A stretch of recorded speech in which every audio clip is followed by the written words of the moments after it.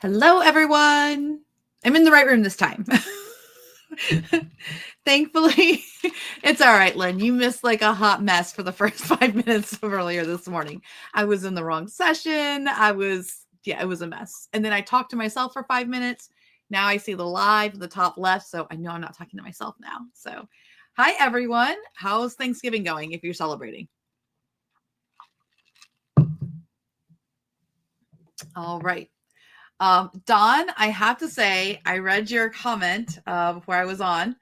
Had to see what more could come, and you were blown away by the last session. I evil villain laughed. I was like, ha ha ha, he doesn't know. Oh my goodness. Okay, what more could come?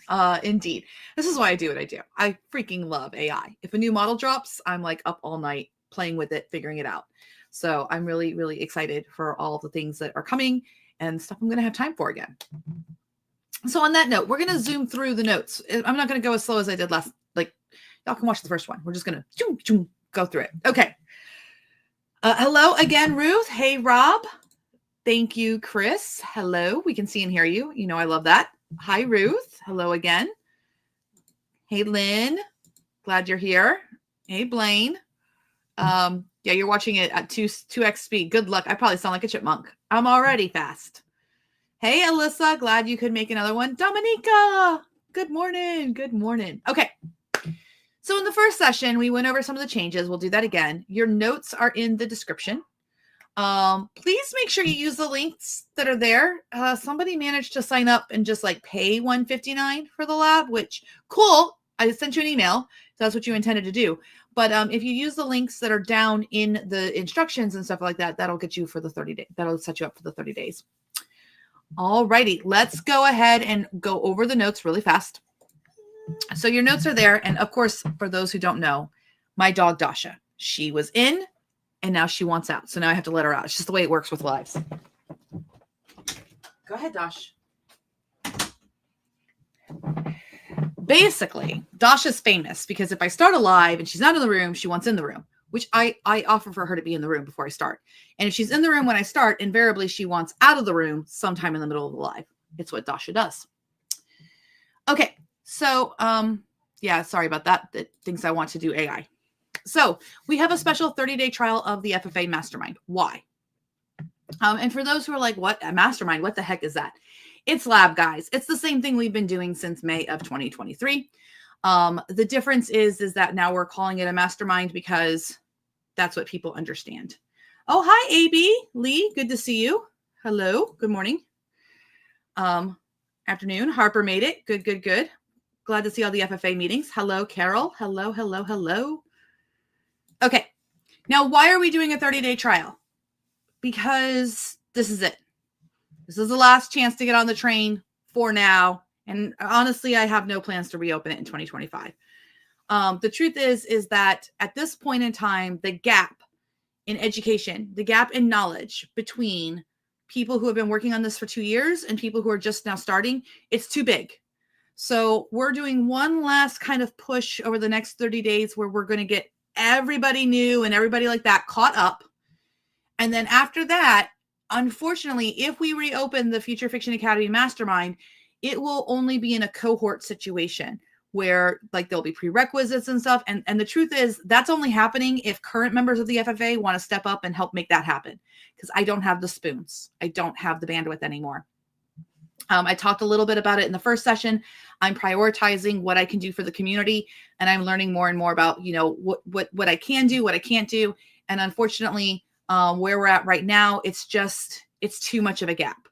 I didn't know that this would happen, but it has. And we have so many important things to do. Like we have to finish the tooling and all of that to be able to make these books. Time is running out. I met with Penguin Random House in Germany. Okay. I sat down with them and I showed them the writing for Snowstorms and Schnapps, which is in class 901, No Sleep to Brooklyn. That novella we wrote is 95% AI. You can watch the whole thing inside of the FFA. They were stunned at the quality of the writing. Every publishing professional that I show the quality of the AI writing we authors are able to get out of the machines, they're just stunned. Okay. But pretty soon they're going to figure it out that they could have authors just run these machines and they can have great writing. Maybe they're just stubborn and they won't. But regardless, HarperCollins has signed licensing agreements with Microsoft. Penguin Random House has its own internal model that's trained. Penguin Random House, what's so funny is in the meeting I had with them, and I was like, you have 200 engineers on this. And they're like, no, we don't. And then another woman was like, yeah, we do. They didn't even know that they had this thing. And just so you know, hold on one second. Un momento, por favor.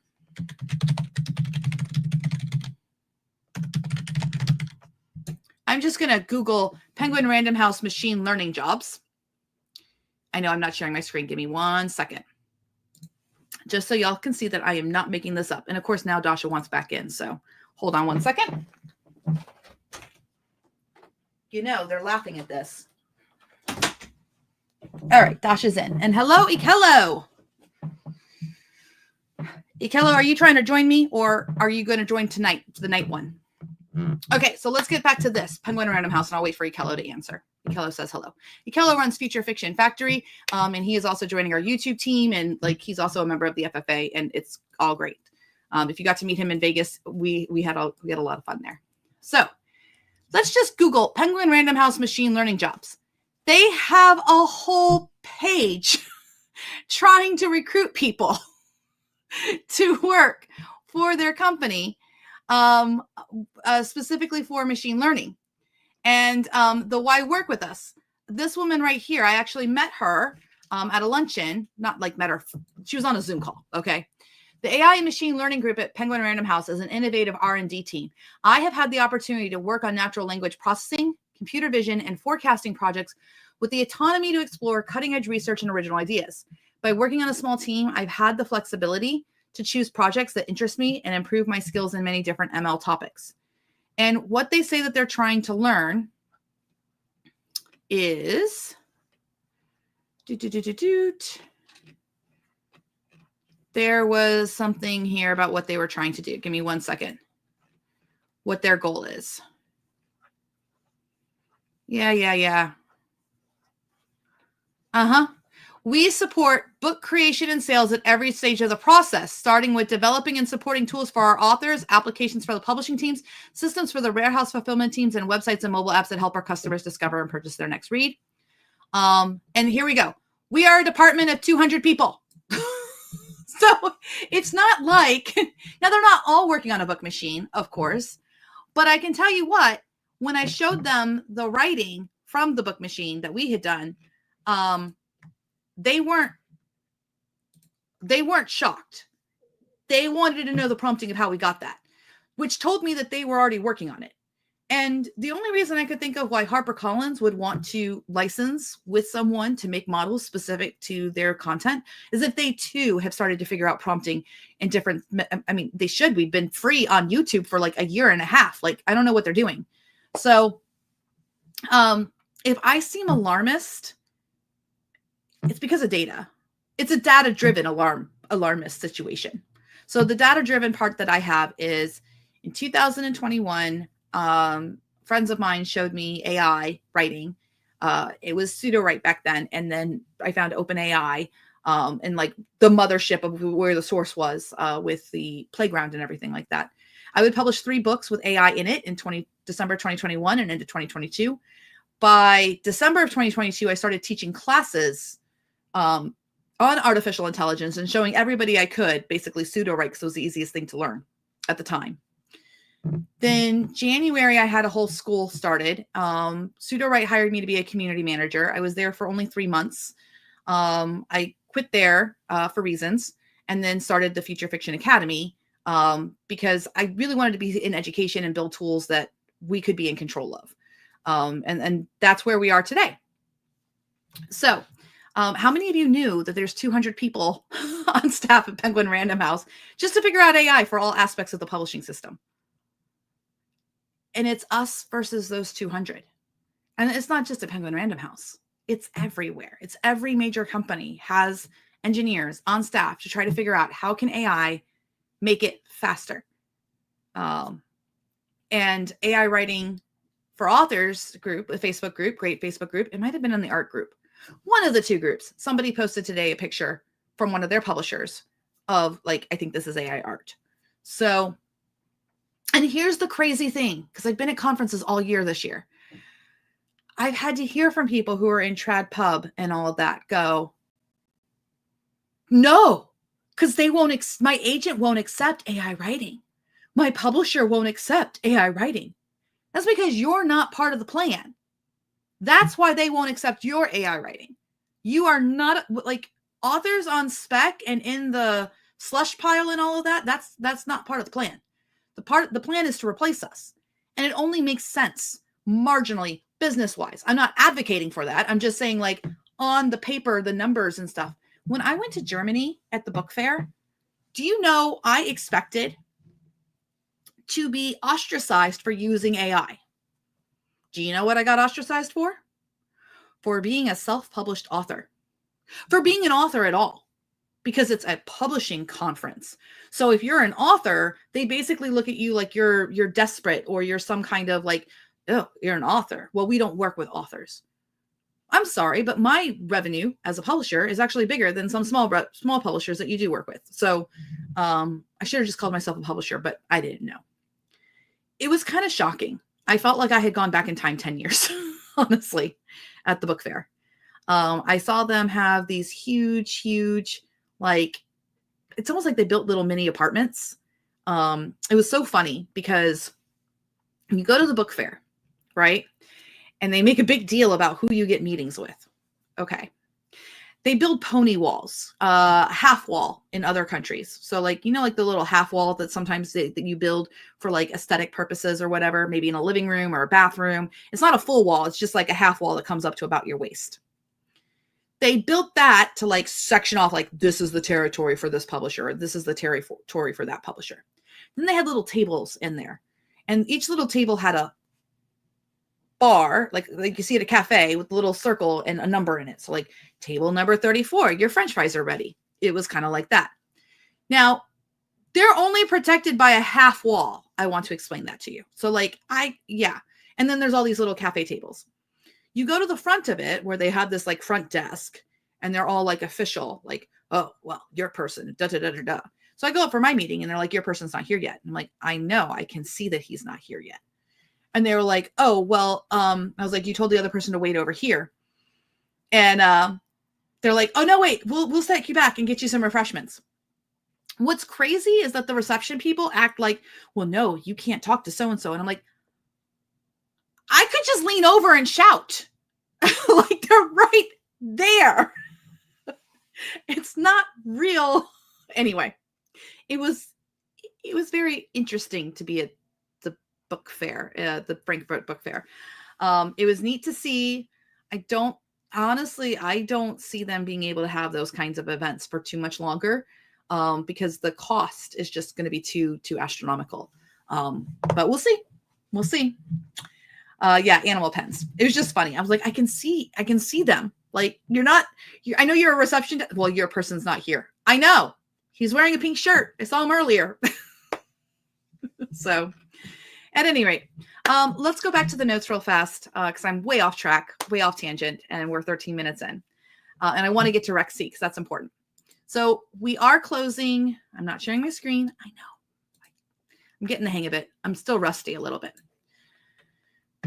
Okay, so the calendar. Signups are closing December 20th. You have between now and December 20th to sign up. We are offering a 30-day free trial for those for those signups right now for the Mastermind. And then once that's over December 20th, we're not taking any more new people. You'll be able to do the free classes. You'll be able to do the community classes. You'll be able to do the standalone classes. You'll be able to follow the YouTubes, but the Mastermind, we're moving on to really advanced things, and really focusing on our productivity and our business with writing with AI. The calendar. So if you click this link, it's going to take you to the handy dandy calendar. We do not currently have them yet. We will. It's the holiday. I was on vacation. We'll get there. But if you click on community classes, you'll be able to see all the free community classes you can go to. If you were to look at last month, you'll see that there is actually quite a few Raptor Write classes, all of these. When you click on them, the link for this is if you join the intro or any class that we have, you can click this one and it'll take you to the link to the community classes Zoom room. All the lab classes are in this. This takes you to the Teachable link for that one. Okay, our full calendar though. So let's talk a little bit about what's coming. But we'll do that in a second. We'll get through this. All of our standalone classes are 50% off until December 2nd. Use code BF24 when you go to check out. There's this little green section here that says add a coupon code. Click that. Make sure your B and your F are capitalized and you'll get 50% off all of these courses. So that is including how to prompt AI for fiction writing, how to write a novella, short stories, and also character focused. Now those four, they're actually included in your FFA membership. So if you're going to be joining the Future Fiction Academy Mastermind, you don't need to purchase those. You'll already have access to those. Raptor Write for Cozy Mystery is a little bit different. It was a dream of the Future Fiction Academy from the very beginning. Other authors would get to teach under the banner, especially as I don't expect me and the staff of Future Fiction Academy are going to be the only AI experts out there. There's a lot of genres out there. There's a lot of authors who are writing with AI. We have over 6,000 members in the AI Writing for Authors group. Over 4,000 people are using Raptor Write right now. This is not something that you are late to the party on. You are, I mean, like the party's happening and you're here. I know a lot of people still are like, oh, well, what about if other people out me and all that? Just, they're going to, and you just fight back. You just tell them that they're jerks and move on. Like, seriously, that's where it is right now. Cozy Mystery one, though, Natasha Sass, fabulous Natasha Sass. She's got a lot of great Cozy Mystery classwork, and she came over and did one specifically for Raptor Write about brainstorming and planning out your mystery with the aid of AI. She has a great template in there for you, and she is being very kind. Even though this class is brand new, she is including it in the coupon deal, so you can get it for 50% off until December 2nd. We do not include student like FFA member classes inside of the lab. We ask members of the FFA basically to support their fellow student. Once you've been a member of the FFA for a while and you know your AI inside and out, you are eligible to make a class as well underneath the FFA banner if you would like to sell it. Those proceeds and stuff, the portion of that goes directly to Natasha. So she gets that money straight from Teachable. So big hand of applause for Natasha, right? Has anyone checked out the Cozy Mystery class that she's done? I've heard some good reviews so far. I'll wait for the chat. Oh, Carol, don't worry. Like, listen, we're going to go over that. A year ago, it sucked. A year ago wasn't a great time. You are right on time. We're just, it's now getting to the point of where like the gap in education is too much. So you're on time. You're good. Lynn says it's Blake said Blackkraut says it's on Christmas list. Lynn Jordan says fantastic class. And then Anne says, yes, they're really good. She also has her Halloween novella class. So yeah, Natasha is fantastic at teaching. Don says he has started it. It's great so far. So cool. Oh, a big thing about our standalone classes, what we're moving to. So the short stories, the character focused, and the cozy mysteries. We are doing ha, highly actionable, hardly anything. Look, how many of you have bought classes and you're like, oh, it's 10 hours, but then you find out like 8 of those hours are bloat and then you lose those 8 hours. So we make sure that our classes are very tailored to you learning and getting something done.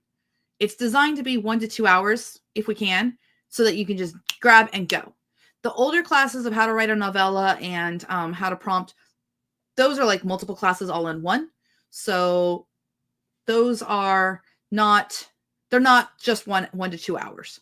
But the newer classes that we're building and all of that we're aiming for that 1 to 2 hour, because how many of you got classes that you signed up for, but you didn't finish them? Yeah, I'm in the same boat, like same way. So we really want to try to make these classes something that you can, if you purchase one, you can literally do it like over 1 or 2 lunch breaks or whatever, and actually get something actionable out of it. That's the point. Fantastic. Oh, cool, Mark. Just got it today. Great timing. Please make sure you check your email, Mr. Lucas. I sent you an email. Okay. So Rachel says that she picks and chooses the classes she needs and information, but watching the Academy evolve at the speed of light has been fantastic. Oh, thank you. It has been fast. Even I get a little like, oh boy. So let's go take a look at the lab real fast, shall we? So I'll go back to sharing. So when you join the lab, you get a lot. You start here at the top. This is the Future Fiction Academy lab. When you join the Mastermind, you're actually going to get access to a couple of different classes. But the Future Fiction Academy lab is the core one there. So you'll want to click the start here. Like right here, it shows you exactly like how to get all of your notes. We have the master calendar. We have what the Zoom links are. Now, right here is the introduction. These are all about Raptor Write. Here's the introduction to the FFA. Please check them out. So it's like Stacy, and she shows you where everything is. She explains how it all works. And again, this is how long is this one? This is 22 minutes. So it's really well worth it so that you can understand how the Discord works, how your notes work, how Rexy works. She even does that. Part 4 is email and other places to find us. So this is a really good start. Here is that intro class. Here's that how to prompt AI for fiction writing. So if you don't want to buy the standalone classes and just want to join the Mastermind for free, for 30 days free trial, you can. And those classes are here, how to write a novella. Now, these classes are really cool, and here's why. You do not need additional software for how to prompt AI for fiction writing or how to write a novella with AI. We actually wrote these classes earlier this year, and they still stand, the methodologies and stuff. You can use this in chat. You can use this in Playground, Workbench. Like, you can use these in places where you're accessing the AI directly. You don't necessarily have to use specialized software to do these two things, these two classes. Other 100 level classes, you get all about building sequences. There's like 360 some classes here, guys. What I would recommend is if you really want to like do a deep dive, do the intro stuff, and then I'm going to suggest you come all the way down here. You really want like a master class, like to just catch up quickly, and you've got 6 hours. No Sleep Till Brooklyn is probably one of the best ones to watch. This is from October of this year, so it's just 2 months old. 30 of us in a room, and we write a 23,000 word novella in 6 hours, start to finish. There's a point in there where we have a 5-minute discussion about one line of dialogue. So that's a really good one. Then there's also the book machine ones. Those are in the $2.99s, I think. But there's a lot of stuff here. Now, anytime you click on one, here you'll see class 1 novel to screenplay. It's 18 minutes long. Because it has the notes, it has what you need to do. Steph is very concise when she teaches a class. It has a summary. It has all of the transcripts and then also your videos. So we really try to make it as easy as possible for you to actually look at this stuff and do it. Here's a full transcript. You can literally take that full transcript, throw it into a ChatGPT or something like that if you just want notes, or you can take it and put it in your Google LLM. Has anybody been putting their FFA notes in a Google LLM notebook? You can literally make your own second brain with all of this stuff. It's yours. Take the transcript. Go do whatever. And if you don't know what I'm talking about the Google LLM, may I recommend the Google LLM class that Stacy did, which is also in your training here. Okay. So let's go back to our notes here. So you've got to see a little bit about what's involved in lab. There's lots of fun stuff in there. And we're always adding more. So does anyone have any questions about what's included in Mastermind, why we're closing it on December 20th, or anything like that? I'm going to take a drink. I was very curious. I mixed orange juice and lemonade, and I don't know how I feel about it. No, I do know how I feel about it. It's not great, but it's what I got. Okay. So I'll wait for those questions to come in because there's a little bit of a delay. Let's talk about what's coming to the Academy. So if you're joining the Mastermind for the 30-day free trial, like what the heck is going to be involved? All the fun stuff, let me tell you. So let's hop over to the calendar. Now there's going to be more that's coming. We are doing our boot camp, which is the Walrus Watch Party. We're all going to be watching Pride and Prejudice 2005 and learning storytelling from the movie. There's reasons. Just hold tight. There's reasons because we're going to do that the first week of December, because in the second week of December, y'all have been asking for it. Okay. And 801, we are adding these new 800 level classes. These are editing and writing and publishing workshops. Editing an AI written manuscript. I wrote this book over the summer. I finished it, book 6. And here's the link. We are going to be, sorry, I just got a note. I really have to turn off notifications. I can't do it. Okay. 801, writing, 800, writing, editing, and publishing workshops. So this link goes to the YouTube playlist of where I wrote this in August. If you guys joined that when I was only writing like 1 or 2 days a week, one or 2 hours a day to show how fast you can finish a book with AI, we did that. The number one question everyone asks is, okay, I wrote this manuscript with AI. How do I edit it? Well, you're going to get your notes on how to do it, but you also get to watch me do it. So I'm going to do it and argue with it and fuss with it and be mad at it and be happy with it, all those emotions. You will also watch me publish it on KDP. I will go through all of those steps. So it is a fishbowl view. So we have a couple of sessions for this one. So that one is at 10 a.m. and 8 p.m. I try to make sure I offer myself in the morning and in the evening hours so that everybody in all the different time zones has a chance. I'm also adding some Saturday classes for you guys. So we're going to test that out. So if Saturdays work better for you, please make sure you come live. Why is that at 10 a.m. too? I'm going to, like, Notion is just really, since they got the updates, the calendar is so glitchy. This should be 8 p.m. Like, okay, so watch this. You guys see that I'm changing maybe you can't. Yeah, you can see that I'm changing the time, right? Here's the thing, okay? If I click out here, okay, now it updated it. But earlier I didn't. I would have to click here and then click out here and it would update. It's just glitchy. So that one, we'll double check all these times. So that's the 801 class. The 802 class is going to start on the 6th. We moved mine down. It was originally earlier on, but Steph has to go out of town in the middle of December. So we flipped them, but we didn't renumber them. I know, it's a thing. She is going to be doing a whole pantsing writing workshop working in Raptor Write, class 1. There was another one that has a description here. Maybe not. I was losing my mind. But she's going to be doing pantsing inside of Raptor Write. So it's for the pantsers. This one's for the pantsers. Also in December, we are also analyzing Die Hard with Stacy. And there will be some more classes being added from the community here. We have Lynn Jordan doing publicity and promotions. I'm sure there'll be more classes coming. If Ashley would like to teach a class or anyone else, we are taking breaks for the holidays so you can catch up. And then we have our end of the 2024 party and the kickoff of 25 and 25. We do Club Strat, which will be finishing up on Tuesday next week.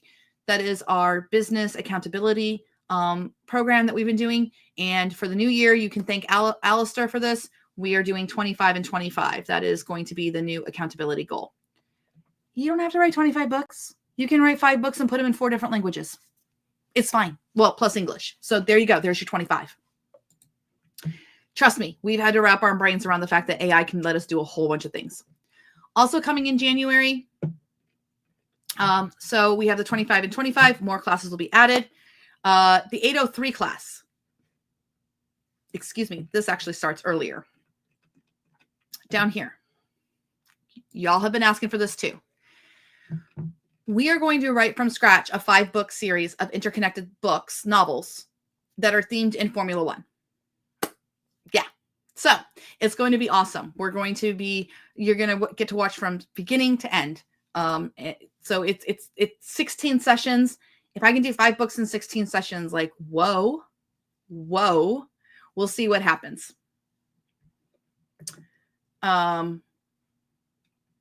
Somebody just messaged, did not think about 5 books. Yeah. 5 books in 5 different languages is 25 titles. Like, it's nuts. It's nuts. No, look, I don't have a comma, Troy. Get over it. Thanks, Rachel. Multi-plot lines. Okay. So the other thing that we are doing in January is we're going back to where it all began. So the Madness of EAW classes, how many of you have ever attended those? Tell me if this description accurately depicts them. We do advance things, innovate prompts, and generally break stuff. We also sometimes hack it. So that's what a madness is. They're usually very advanced classes. Like we're just doing crazy stuff in there. Like, I have an idea. Let's see if we can make this happen. And most of the time it works. Sometimes we fail. We spectacularly fail. And then I get frustrated. And then I come back 2 days and I have it conquered. So the other thing that I'm adding, this is a new feature. This is the fundamentals of EAW. This one is going back to where it all began. So we're going to each month start looking in depth at these platforms. So we're going to start with OpenAI. We're going to look at all the things that are on Playground, their fine tunes, their vector stores. Did you know on Playground you can compare 2 prompts with 2 different models? Like bam, bam, right there. Yeah. So lots of different opportunities that are there, the tooling that is there. Now, you're probably asking yourself, why on earth does the FFA teach me stuff that's not software that they built? There's a reason for that. The goal of the FFA is not for you to be dependent on the Future Fiction Academy. That was never our intention. It was always to give everybody the classes and things like that, the skills, the education, the knowledge that they could go do other things. So you can use our software. It's bangerang. But you can do these techniques with just the Playground and just with chat and everything like that. So as far as, you know, trying to be a good value to all of our fellow authors, we really work hard to make sure that that's what we're doing. And that's kind of like first and foremost in our minds. So yeah, yes, I was accurate on EAW madness. Lynn says she loves breaking stuff. And Abby Lee, madness classes is infectious. We do learn from what doesn't work. Yes, we do. Hello, Ikello, and hi, Stacy. Ikello, I don't know if I'm going to be able to do that, honestly, while I'm in here. Let me see if... Oh, wait, I think I can. I can do the invite. Copy. Give me 1 second, and I will invite Mr. Ikello to come join us, which will help save my voice. All right. Hey, Stacy. Stacy is on the road joining us. Okay, so you got to see a preview of what's coming. The last little bit of the notes. Let's see here while we're waiting for Ikello, and then I'll look for Ikello to be in here. Elizabeth, what are you doing with your life? Okay, here we go. So I wanted to talk a little bit about where we started in the FFA. So we started in May of 2023, and there was 80 people who signed up. We now have over 200. And like I said, we have 4,000 people who are potential users of Raptor Write. We actually don't track who the heck is using Raptor Write because I really don't want to know. But there are over 4,000 people who have signed up for access to Raptor Write. So I think that's pretty cool because Raptor Write just came out in August, y'all. Raptor Write's a very baby dino, which reminds me for the 9 o'clock hour, I'll go bring my dinosaurs. Oh, we have Ikello. Hello, Ikello. Hello. How you doing? Good. So while I have you, Ikello, what was it like in Vegas, the reception of AI? Because you were there with me in Author Nation. What was it like? Well, it was, if I do say so myself, quite enlightening. Mostly because I had never been around so many authors, and I was expecting, I mean, honestly, if I'm being quite honest, I was expecting to be maybe accosted or shunned or... Yeah, that didn't happen to me until the last day. Hi, Gracie. Thank you. Hi, hello. So you have a Gracie, I've got a Dasha. Dasha's sleeping on the bed now. I know, we do. But they were, people were receptive. Y'all, I have actual video from my corner of the room when Elizabeth was giving her talk on advanced Raptor Write, and she's not lying. It was packed. I mean, yeah. it was so packed that like I had to like hold like a mini court like in the back because people were like, well, what? I was like, just a second, give it a second, you'll see. And to help pull people through and all that stuff. But it's a very interesting dichotomy. They don't want they want to use their own brains. I get it. They really do. They want to use their own brains, and they try to shun the whole AI thing. I get it. Mm-hmm. I get it. But the biggest thing, that the dichotomy of the whole thing, was how packed that room was, y'all. Look, next year, I'm going to have myself a little talk with Joe Solari, just in case y'all wondering. He runs Author Nation. I'm going to have a little talk with him because Elizabeth needs a bigger room. She should have been in. She should have been in. Right. She should have been in the exact same room that Miss Joanna Penn was in. That was exactly. Joe was awesome. Joe's amazing. Yeah. And she was so good. And she was great about the future of creativity with AI. Yeah, she really was. She really was. And so this whole, y'all have to, I know Elizabeth's already talked about this, but we really kind of switched over to the nomenclature of Mastermind when we were at Author Nation. Because it was so too hard to clear. Explain. They didn't understand. It was so clear to say to people, well, it's a mastermind. And then, and then they would expect that the mastermind would be much more expensive than because you put the word mastermind in there, it gives them a much better idea of what they're getting themselves into. And if you personally want to be a member of the FFA, I want you to think, just take some time and think about what the FFA could do for you.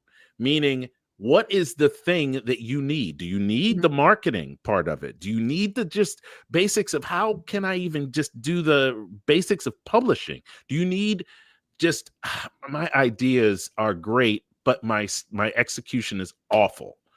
Amen. Those things are covered in the FFA. And there are a lot of people who have those problems. Yeah, let us know in the chat. Anyone else there got lots of great ideas, but execution's rubbish? Rubbish. Absolute rubbish. And you don't want that that FOMO thing where you're watching the world go by and you aren't doing anything about it. And you have an opportunity right now, right this second, you have an opportunity to I've still got my little fuzzy hat on. Leave it on. You know we like hats around here. I forgot I had the staggone thing on. I always have a hat on. A lot. I even have a little puffy. See, look, it's got a little puffy. Oh, you got a little pom pom. Yeah, but all right. So think about what you would sign up what kind of mastermind could you get into for less than $500 in a month? I mean, there are these masterminds out there that are $10,000. You spend the whole year in this mastermind, and it costs $10,000 to get into the mastermind. Ours is really easy. Yeah. You can join it. If you need to take a month off or whatever, you just cancel it. You just email us that you're taking a break or whatever. So if you want to come back, you can. Right. We've always had that policy. It's got a 30-day refund. You're not locked in. It's month to month. It's so non-fuss. But we are closing off registrations for it because, like I said, the gap in knowledge is getting to be too big. I had to teach the intro to creative writing in Author Nation. And I was booking through, when I put everything together for that class as a PDF, it's 65 pages long. I wrote because of all the prompts and the demonstrations and the writing samples and stuff. Just the vocab was insane. And I'll bring that in at some point because it's really handy to have all that vocabulary. But it is. You did not miss out on Author Nation. If you were not able to join us in Vegas, it is not too late. Until December 31st, they are still selling the digital access tickets for the sessions that just happened in Vegas. Also, those of us who are presenters, I will be doing a live Q&A session this spring for those digital people. We're going to do a watch party or something like that. And tickets are on sale for next year And they've already sold over 600 tickets for next year, and there's only 2,000 for what I understand. So if I'm wrong about that, let me know. But they now have the early bird, and then they also have the insurance. So like if you can't go, you can get a refund, no questions asked. But and it feels like a symposium. It feels like you're going to be with a ton of like-minded people, and those like-minded people all have different emphasis. Some of them are fiction authors, some of them are nonfiction authors. Everybody's self-published. Some of them use AI, some of them do not use AI. And this is as much a commercial for Author Nation as it is for the idea of what the FFA is, but it's a beautiful, wonderful, very unique experience that you will not be able to get at any other conference in the nation, because no other conference does exactly what this does it? No, they don't. There are no independent authors. There are no, right. So I also have it on very good authority that we are doing karaoke again on Monday. You better. Yeah. The FFA will be sponsoring it. Holy crap, y'all. I could tell y'all about, I have if nobody knows who I am, my name is Ikel O'Harrod. I am a fiction engineer here at the factory. I help people in community classes. I help people in person. When we were at Author Nation, I sat down with a lot of people, and we talked through their shortcomings. I helped them understand weird things like Raptor Write, like parts of Raptor Write that, like, because most people do not understand how powerful this piece of software that is free is. It's free. It's free. So the new one coming, you guys. So what you guys don't know, I talked a little bit at the first thing, and Ikello only knows a little bit about this, but we've made a deal with our friends at Realm Chef to bring a commercial mobile cloud storage, do everything. It's gorgeous. It just works. Raptor Write, that's going to be called Plot Drive, to the market. So members of the Feature Fiction Academy will be beta testing that in December. The product hopefully will hit the market in January. And depending on what the price point of that is, we will be reducing lab cost. Like if people want to use that, we'll be reducing lab costs or whatever. So like we'll make it work out so it's not like an added cost for on top of the $159. So we'll have that figured out. But yeah, so I'm really excited. I get to see the prototype tonight after this session, before the 9 p.m. session. So at 9 p.m. I'll have like all the skinny, because y'all know I can't keep a secret. No, you can't. That's not a thing. I can't even explain to you how much you cannot keep a secret. But all right. Do you mind if we hop back into the notes real fast? Please go do your thing. Yeah. So we talked a little bit about this. Ikello was not actually, no, you were kind of with us at the very beginning. So here's a funny story, y'all. And hopefully he won't be mad at me for sharing this story. Who, me? So the Future Fiction Factory and the Future Fiction Academy came out within like days of each other. Yep. Last year. It was funny. And he messages me on Slack and he's like, oh my gosh, I don't want you to think that I tried to steal your thunder or your name. And I was like, don't even worry about it. I know where you got your name. It was from ChatGPT. And he's like, yeah, how did you know? Because ChatGPT recommended Future Fiction Factory to us too. And we dropped the factory because we were education based. And we were doing education. So we were like Academy. So it's actually pretty funny that we share kind of a similar origin story on the naming. We do. It's really weird. And we were both very polite about it. We're like, look, so neither one of us really intended this to happen, blah, blah, blah, blah, blah. But I will tell you this. Being involved in the Academy has literally changed my life, my perspective on life, how I approach my writing. And it's really important to continue to learn like this. You know, it's hello. Yeah, I was trying to do something cool like spotlight you, and I sucked at it. Oh, it's a weird thing in StreamYard that you have to. Yeah, it's weird. Don't worry about it. I can't make. Okay, you can do it. It's just you gotta. I try to spotlight him. Yeah, I'm not a producer. It's okay. It's okay. But it's literally one of those things that's actually changed my life. I have a part-time job. Can I say this? Can I say this? Yeah. I have a part-time job at the Fiction Academy now. I already told him at 1 o'clock or at 9 that you joined the team and that you're on the YouTube team. Yep. And you do community classes, and like you'll be doing more as we build. Yeah. As we get further into next quarter, I will be taking on more and more things, and I'm also going to be teaching probably some standalone music classes that like will be that people will be able to buy outside of the FFA. I'm going to do more like publishing oriented stuff inside of the FFA when it comes to music. Okay. But outside of the class, I'm going to try and teach people how to actually use Suno. I'm going to do a Suno class. That's a standalone class. That's like a master class on Suno and how you can bring your own ideas, including if you just hum your thing, you can just hum and to Suno and create vast, beautiful, big, huge pieces of music. And I can show you how to do that. So I'm going to be definitely building one of those classes. And that is one of the cool things about the FFA. I was a participant. I was attending classes and I was engaged. And that engagement showed them that I was enthusiastic. That engagement showed them that I didn't want to just be there to be there. I was there to learn and learn all the time. Because let's be real, $40 a month is not something to sneeze at. $40 a week is not something to sneeze at. If you're there, you should be learning. You should learn. And Steph is one of the best teachers on this planet.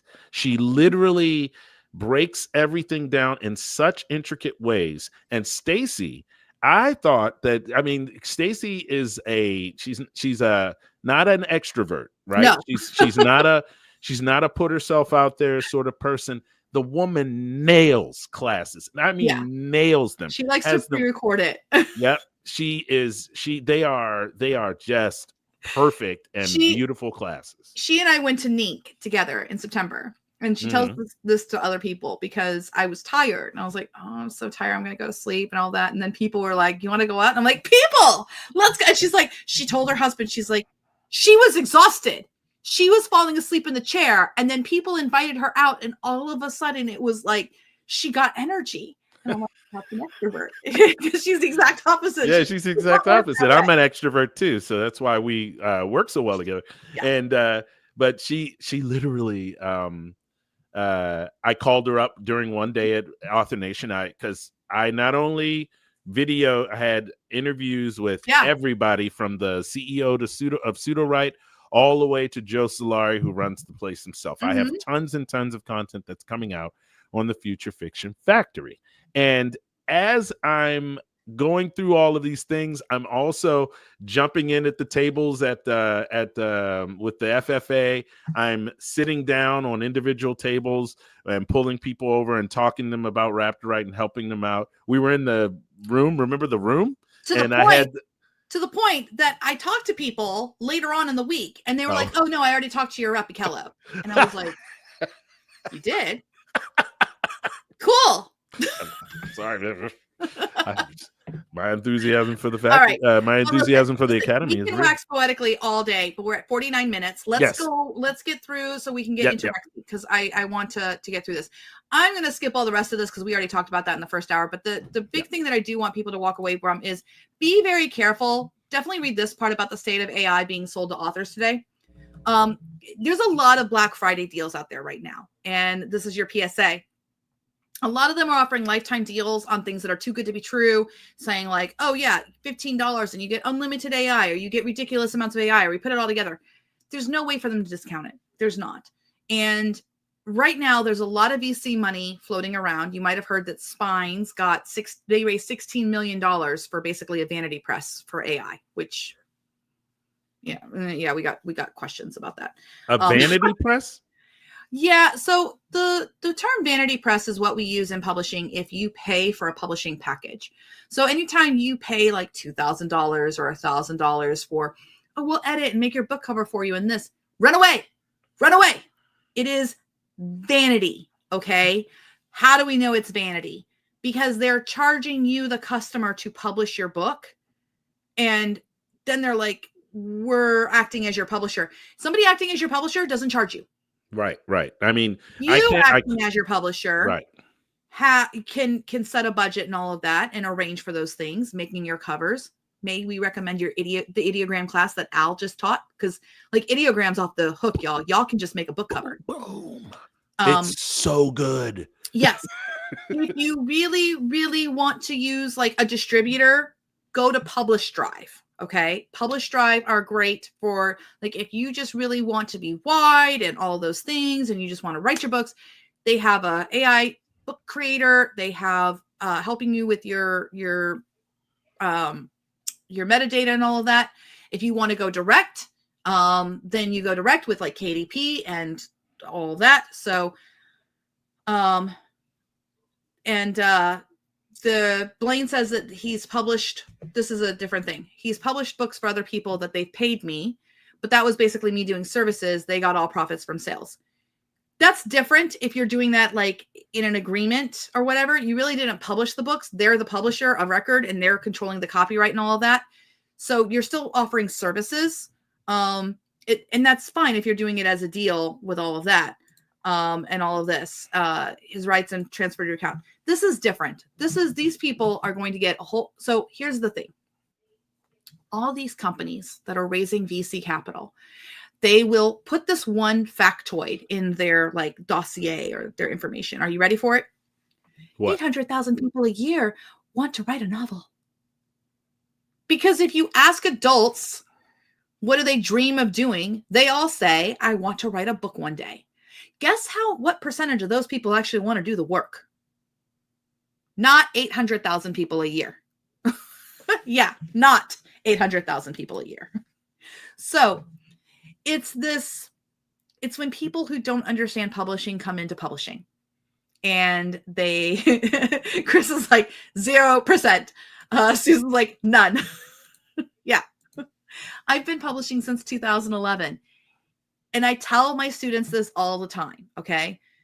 If there was such a way to publish a book perfectly and hit the bestseller list every time, none of us would have a job. The big six would do it every time. Publishing is a game of volume. You take as many swings at the bat as you can. Books you write that you thought no one would like, those can be the ones that take off. Books you wrote 10 years ago can be the one that suddenly finds an audience. Best way to advertise the next book is to write another book. Another book. Yeah, write another book. Not an ad, a special ad to buy on some platform on Amazon Ads, which is the company store. But yeah, so publishing it's part science, it's part art, and a lot of it is part roulette table. It's like you got lucky. You got the book that was out there that's hitting it off. So the bean counters. The publishers came up with that solution. Let's just publish bestsellers. Well, I mean, that's one of the main reasons why we don't have $30 million films anymore.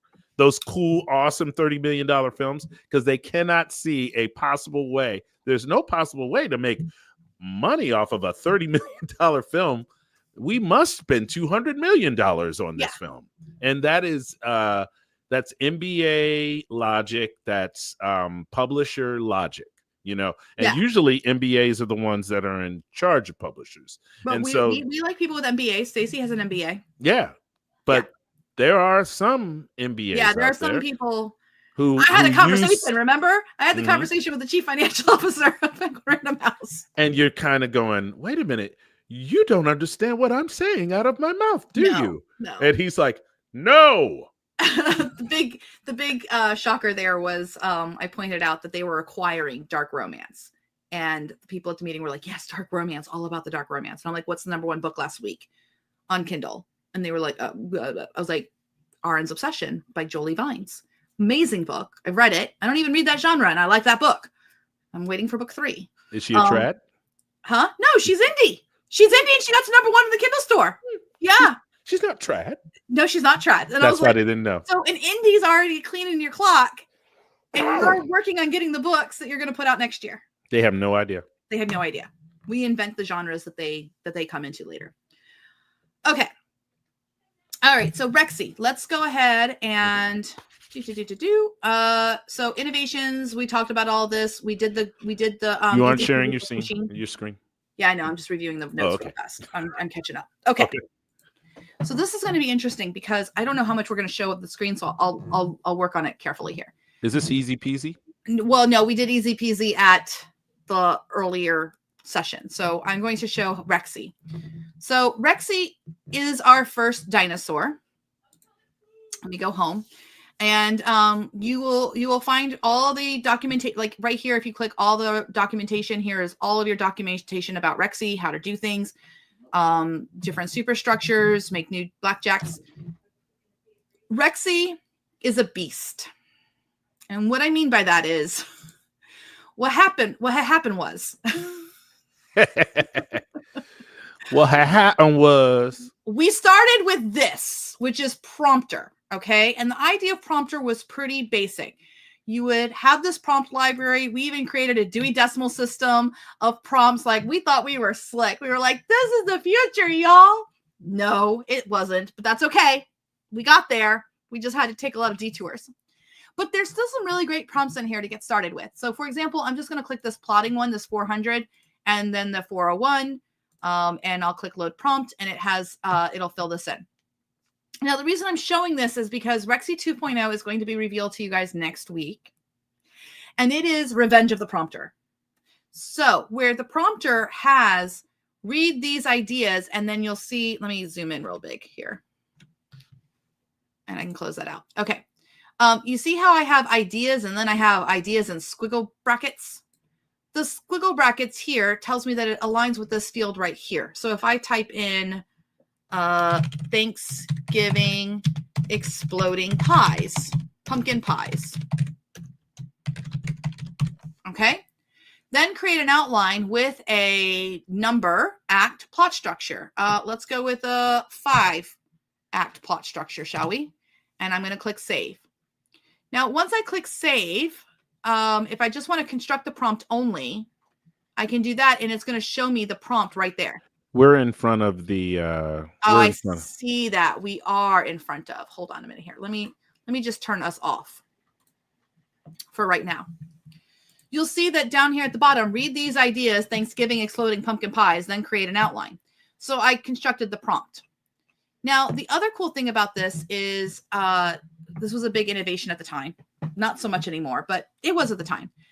I have a project loaded, and so I want to save this to my Notion rights. You know what? I bet that's broken. Okay, write to Notion to record the completion. Okay. So if I'm in this library, the prompt, and I choose my AI settings over here on the left, we'll go ahead and use not 4. Let's go ahead and use 01 mini, shall we? Ooh, you're going to spend some money. I'm going to spend some money. So now my button says process 01 mini, and I can close that out, and I will click go.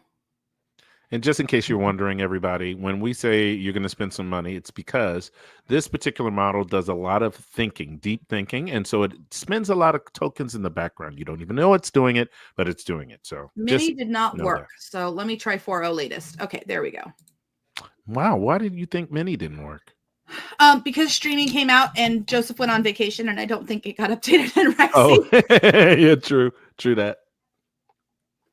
All right. Thanksgiving is a time for gratitude, family, and food until Aunt Martha's famous pumpkin pie recipe takes center stage. This year, however, events spiral hilariously and chaotically out of control when her pies, infused with an experimental secret ingredient, start to explode. What begins as a culinary mishap snowballs into a journey about family bonds, creative problem solving, and learning that sometimes life's messiest moments are its most memorable. And now it made the 5-act structure. Now, this is actually really hard to read. It was really just designed, and I'm zoomed in, just for you to be able to get the basics of it. It'll tell me exactly the word count. And then this was the innovation of Rexy last year. It would automatically write it to Notion. So no copying and pasting. So everybody, ooh, ah. Ooh. At the time, there was nothing. Like, everything was, you would write and you'd have to copy and paste. we basically opened up a war on copy and paste. And we try to avoid it like the plague. So this is my Notion page that's connected to my Rexy right now. And it went ahead and created the Sydney Marsh 2024 11/28. Now, if I wanted to change what it's called, all I've got to do, bring this back, and I'm going to zoom back out a little bit. Actually a little bit in. Under this project thing, so your tabs here are AI, elements, projects, and utilities. Utilities is where you go to set up Rexy now. The documentation is a little bit out of date on that, but that's where you go to set up Rexy. So projects. Right here, the auto write to Notion. If I want to call this Thanksgiving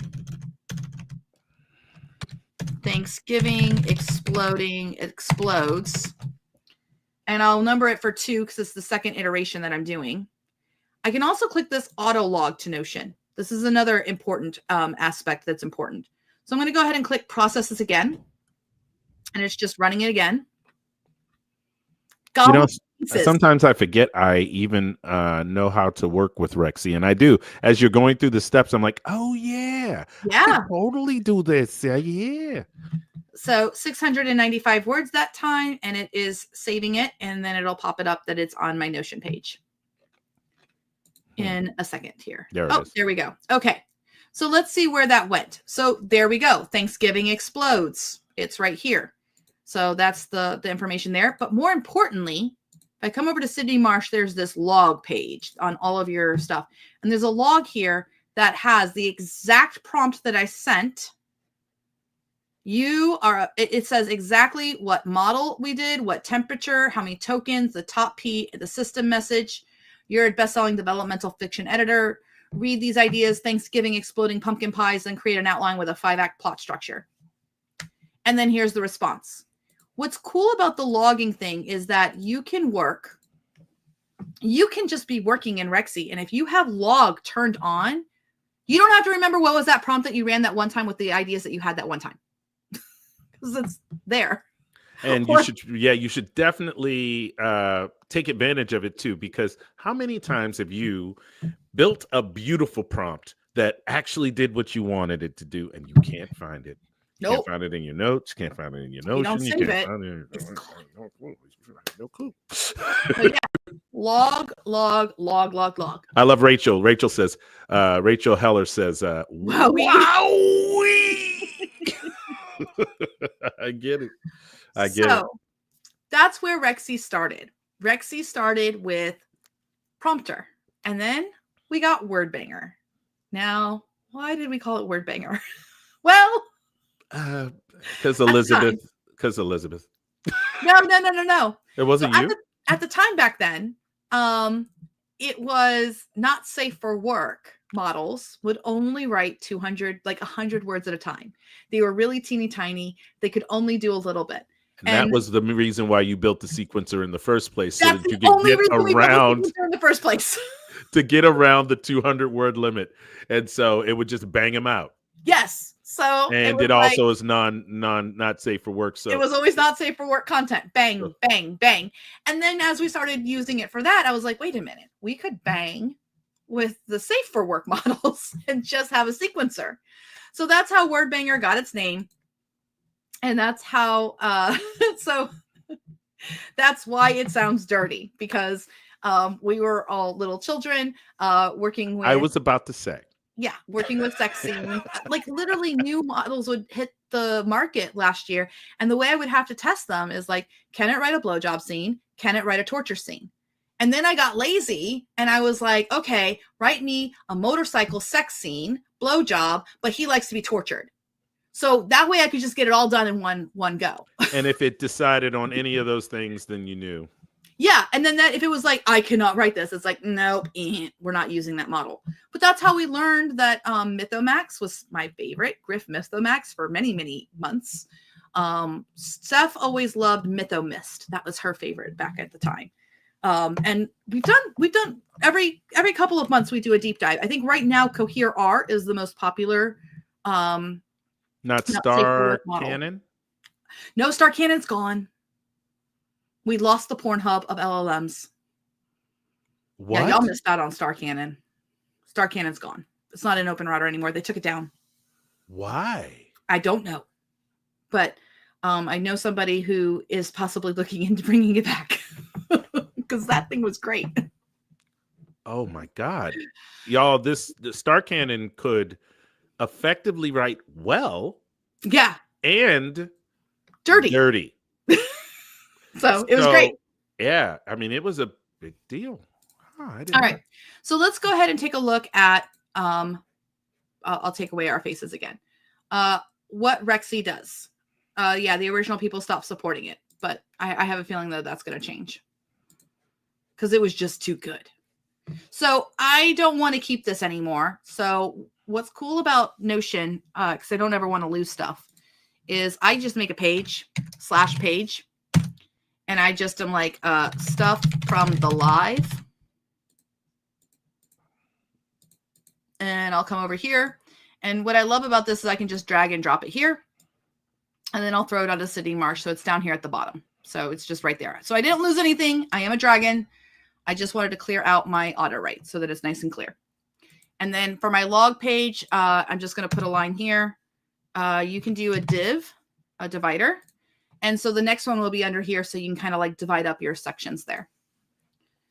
Okay. So the auto write, let's come back to Rexy here. The cool stuff.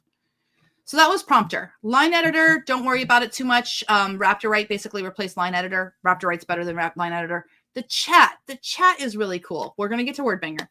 Chat came out, 8 months ago. Yes. Yeah. Chat probably needs a new interface, honestly. It's a little clunky, but at the time it did things that nobody could do in chat before. And the idea here was like, there's still actually limitations in ChatGPT. If I have a chat with ChatGPT, I can't edit that chat.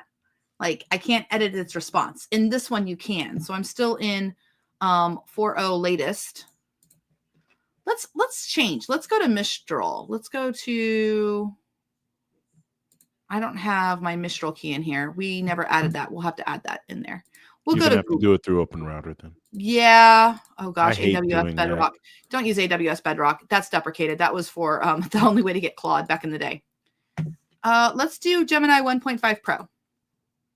Oh, plus AWS was the worst onboarding Interface. you have ever had. Yeah. The onboarding was awful.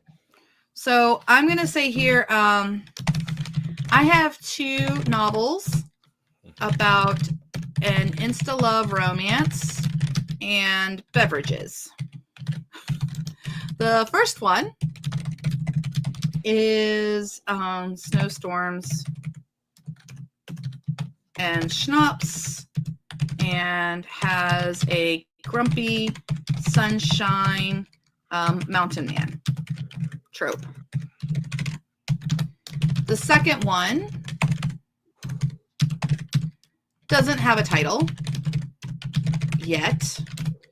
It was a coffee shop owner, and she falls for a millionaire,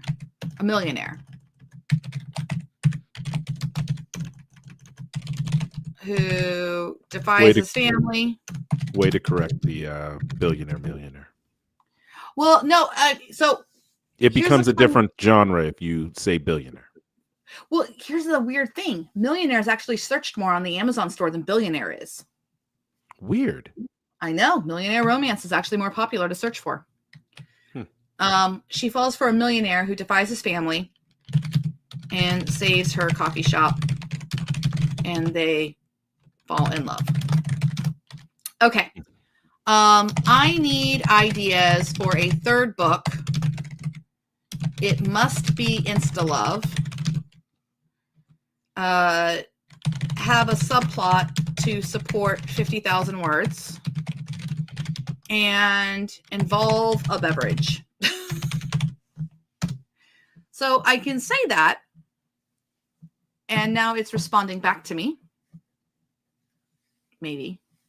So AB Lee says Magnum is good for Oh yeah. NSFW. Currently, we have a good group over on Discord where we are always experimenting. I can Yes. tell you that's one of the best things you can do is get in a group and experiment, y'all. Mm-hmm. Because it's the little revelations that like one of the people in the group is going to have. It's kind of like when you're publishing a book. You publish a bunch of books so that you can figure out which one is the like cool book to continue publishing that'll actually sell. That's the same thing with ideas when you're in these small groups and you're trying to bang this stuff out, y'all. So remember that. Ooh, I already know which one I like best. Okay. Hot diggity dog. Here we go. We got tropical tea and tourist traps, exotic fruit infused iced teas, homemade kombucha, or artisanal tropical cocktails. I kind of want to write 2 of these now. A cynical travel writer known for her scathing reviews of tourist traps arrives on a remote tropical island planning to expose its manufactured charm. She immediately clashes with the charming, free-spirited owner of a quirky tea plantation who embodies everything she despises about the tourist industry. Their initial animosity quickly turns into undeniable attraction.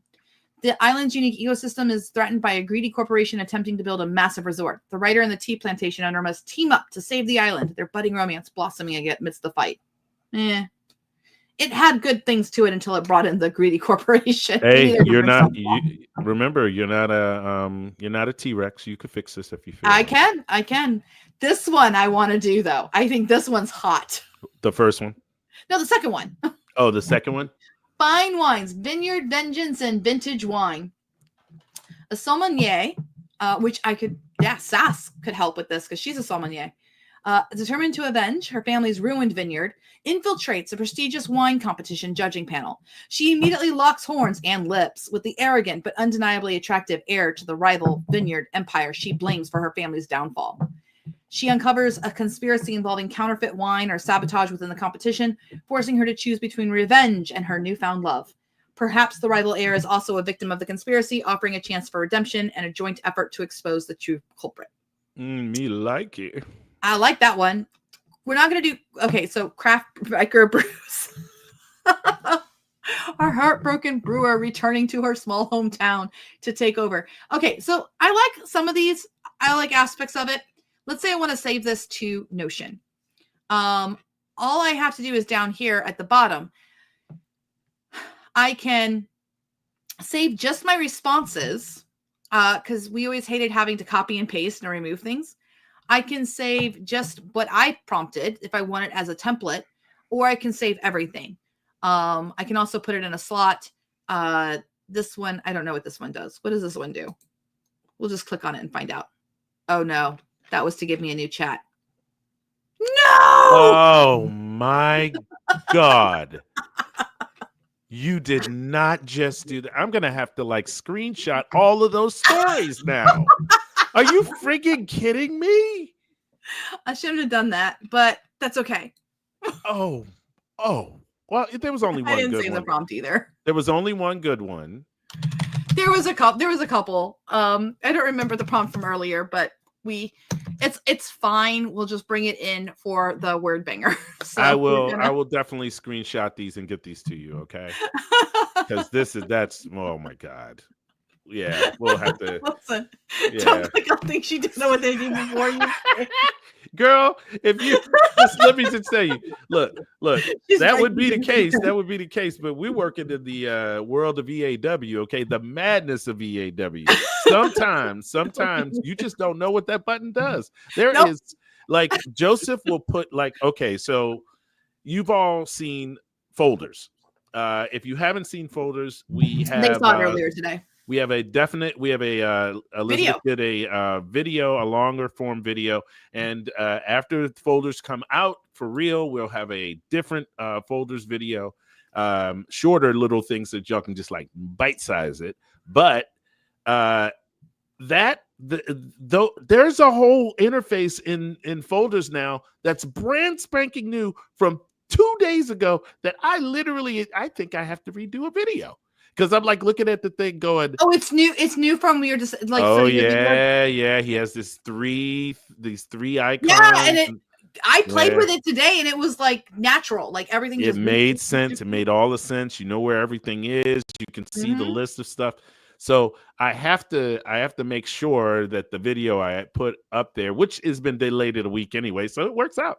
Yeah, it works out anyway. But because Joseph's on vacation, and we do not release things when Joseph's on vacation. No, we don't, because he's the only one who can fix it if it breaks. He's the only one who can fix it. He was really adorable. He was like, "No, it's fine. On my cruise, I will check in." I was like, "No, we've got the con. Go take vacation. We'll see you next week." No. So no. But yeah, so that's going to be a change. That's what's so exciting. So the future is FFA is going to keep doing like the madness and the prototyping of tools and everything like that. And then stuff that gets stable, it goes to our friends at Realm Chef, and they're going to be making things commercial and stable. So and think about this, y'all. So the reason we're doing all of this experimenting in the background at the FFA is so that we can get it right. Yeah. So that we can get a series of steps that are right. And so many people show you wrong. So many people, we don't know everything. We have to experiment. We actually have to do this work ourselves. It's not like we know, we're the FFA and no, we've always and will always know and be the authority on artificial intelligence. So what I want all of you to do is follow us, because we're not like purposely foppish. It's not a museum. Jen says, "Can Realm Chef make me more commercial and stable?"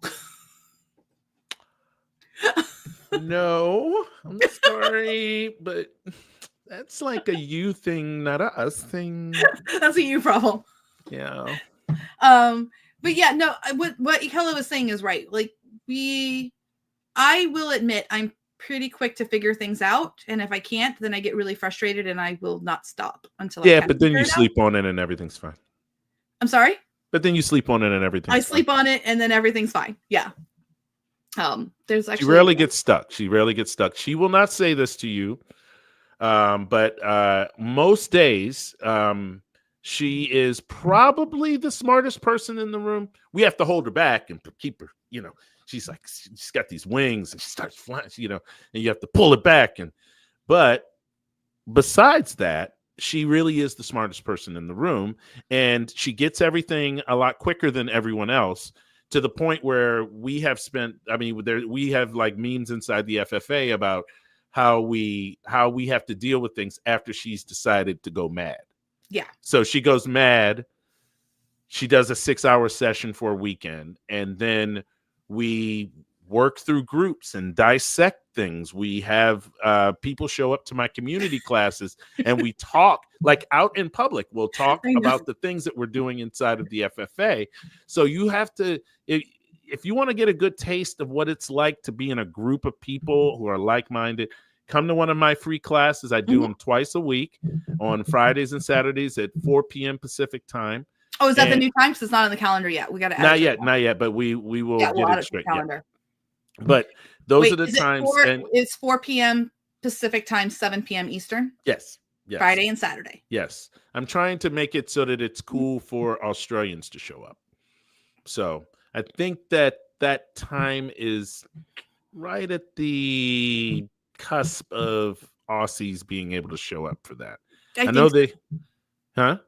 think so. Yeah. Anyway, but that's one of the things that you have to understand. It's not this whole idea of a mastermind. It's an entire educational system. So we spend a lot of time on actually teaching you how to write, like for real write, not just write with AI. We talk about, like, I had no desire to write anything with romance. They broke down in No Sleep to Brooklyn. They broke down how to write a cozy sort of, what was it called? A Mountain Man Insta-Love. A Mountain Man Insta-Love with one bed. I had no idea these things were tropes. With one bed and a whole bunch of other things. Proximity. She's grumpy though. It's a little weird. She's grumpy. Yeah, it's a little weird because we're taking instead of him being the grump, she's the grump. Yeah. And I wouldn't have known any of these intricacies of story. I pride myself in having, one, great imagination, and two, knowing story. I can watch a movie or a television show. I don't know about anybody else, but this is an affliction for people That's who why write. I only watch reality TV. Yeah, it's pretty bad. It's pretty bad. You can see the end coming a mile away. Like, I'll say something to my wife and she'll say, oh, that sounds far-fetched, and the crap will happen. Mm-hmm. And that right there is a testament. If that happens to you a lot, you're probably a writer. You're probably a writer. You're a storyteller. Yeah, you're probably you probably should be making stories for a living. And these things, it's cool to know that you're a storyteller, but to know the specifics of how to write a specific book in you have a to genre. Get back to AI, Ikello. I'm sorry. I'm just so excited. You have your own YouTube channel. But I love the FFA so much. I know you do. I know you do. I'm sorry, y'all. I just get on heart. these. I get on these. I get on these. Will it do it? Will it? I don't think so. Not if you're not on the Mac. Oh, there it is. Oh, you got it. Yeah, okay. Yeah. But y'all know, both me and Ikella, you have to cut us off. Yeah, you do. You have to cut us off. But remember, y'all, it's a great mastermind. Just try it for 30 days and play. Yeah, and yes, try it. Okay, so I'm turning us off. So we're back. So I know we lost the Rexy chat, but that's okay. We're gonna go over to Word Banger really fast. I'm keeping an eye on the time. A minute, hour and 21. Y'all are champs. What crazy? I won't do a crazy thing with Word Banger, but I want to. Don't do it. All right, I'm going to do the super chat method with the Word Banger. Okay. So I'm not going to use Google because that took forever and a freaking day to get a response from that one. So let's go to our old buddy Anthropic, shall we? 3.5 sonnet is fine. No, Anthropic sucks, doesn't it? Yeah, no. We're just going to stick with OpenAI. I know, my tried and true. Well, it's better to dance with the girl you know. Oh, yeah, for sure. Okay, 0.7.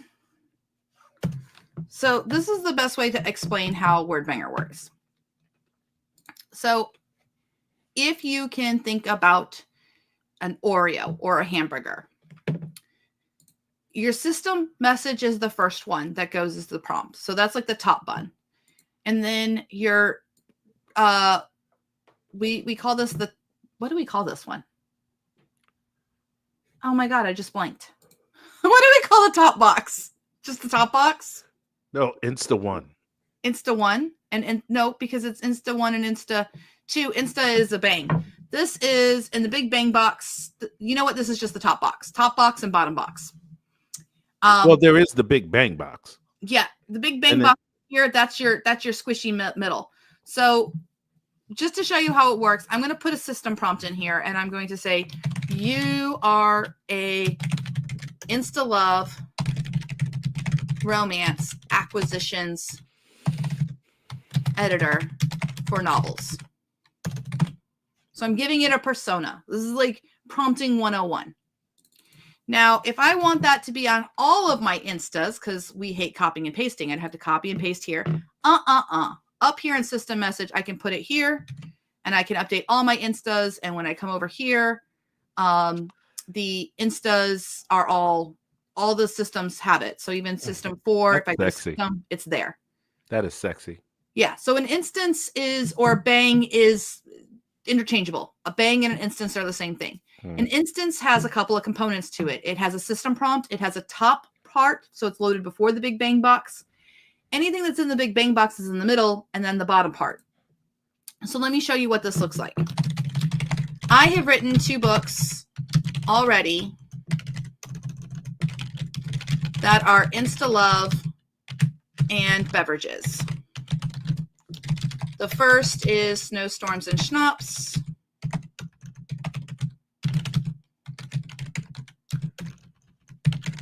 And what was the other one? Mountain Man, Insta Love, Grumpy Sunshine. The second one novel is a coffee shop owner who falls in love with a millionaire who defies his family and helps her save her cafe. Okay. Give me 3 ideas for a third book for this pen name. Must be insta-love. Support a 50,000 word story. So must have a subplot, a dramatic subplot. And what else did we say? And include a beverage. So that's the thing. So this is the top part. So I'm going to go ahead and just, the number of insta runs is 1, started insta 1, but wait, we're not going to do that. So it's going to make this answer. So now in the settings here, this is the top box. I'm going to actually go to the bottom box and I'm going to say, read the responses above and pick the best one and make it into a complete hook and pitch for the story. And now my third one, I'm going to say, read the above hook and pitch, because it already will have done it, and write me a detailed character list, including emotional wounds, character arc, and believable romance. Okay.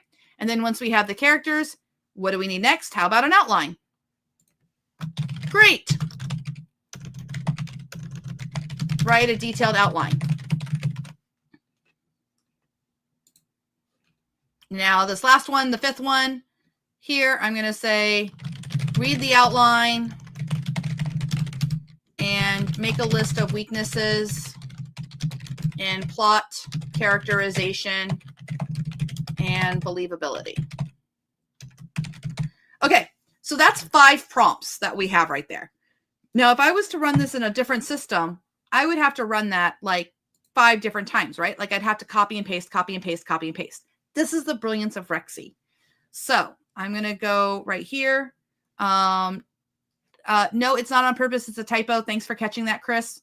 We don't want it in the top box because we want it in the bottom. We want it to be right below the Big Bang box. So, all right. So what I'm going to do is I want 5 to run. So I'm going to say number of instas, 1, 2, 3, 4, 5. So it's going to run those 5 prompts in sequence. You're going to watch them happen over here. As it gets a response from 1, it'll be in what's called this Big Bang box. So basically my prompt gets longer and longer and longer and longer. To really show you how this works, I'm going to make sure that I turn on my logs. And we're not going to call this Thanksgiving Explodes. We're going to call this Beverages and Beauty. Something. Yeah. I almost went Beverages and Babes. Yeah, that works because he can be a total babe. She can be a total babe. Oh, that's true. Yeah. Yeah, babes. It's like dudes. Yeah. I'm going to number from 1, and it's going to log the title as the same thing, Beverages and Babes. So we get all of that in the log. Okay. We're going to turn on the alert mode, and we can save the final completion. That's fine. So you guys can see it. So once I do this, I'm just going to click go, and it's going to run 5 prompts for me. Like some of us do like 50 prompts at a time.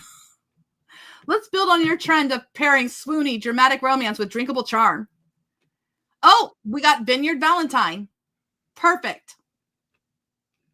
Sweet tea and whiskey and wildfires. Ooh, I like the wildfires one.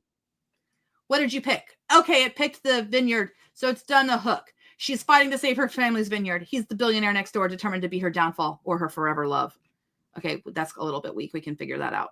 But I like that it's Vineyard Valentine. That tells me exactly when to put it out. Let me know if you'd like me to infuse more funky undertones. Pun fully intended. Okay. Okay. The character list, Asher Calloway, 34, reserved, logical, enigmatic. Lost his fiancée to cancer 3 years ago. Wait a minute. Are we gonna do that again? Well, I mean, yes, because readers like same but different. He needs a wound. He's got one. Jameson. The chief operating officer's name is Jameson. Core romantic chemistry. Why? They're perfect together. The villain, Grant Landry, shady real estate magnate, threatening to buy out both vineyards. Oh. Okay, and now it's got a detailed outline. So I did all of this. Oh, some strengths and some weaknesses. Miscommunication. The miscommunication trope, while common in romance, feels weak here because it leans heavily on. Oh yeah, the roar is Rexy's done. And there we go. I have all of that work, 4,397 words. It's all in my Notion. Everything is there. If I come over to Notion, these are all the logs. So I'll show you the logs in just a second. Actually, I'll show it to you now. So here's prompt 1. Prompt 1 just had this information. Give me 3 ideas for a third book. And then this was the response. Now, this stuff here is going to be in the next one. So when I click on the next one, you'll see that the prompt was, you are an install of acquisitions. Absolutely. I adore what you've done. And it did all of this. So it has that response. And then now it has my response right here. Read the responses above and pick the best one and make it into a complete hook and pitch for the story. So that was the end of the prompt. And so it did the next step.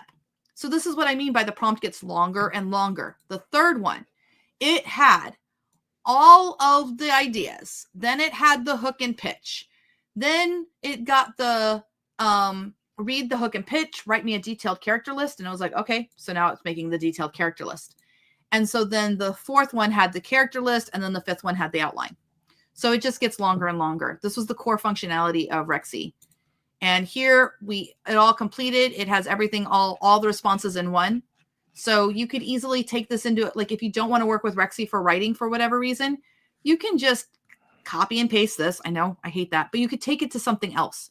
You're never locked into any of our software. We try to make it easy for you to go work wherever you like to work. Maybe you like using Rexy or Raptor for your brainstorming or something like that. But you really like PseudoWriter. You really like Novel Crafter. You really like Typing Minder. You really like Claude Chat and their projects. We really work hard to make sure that you're not locked into our ecosystem or anything like that. You can take your stuff and run.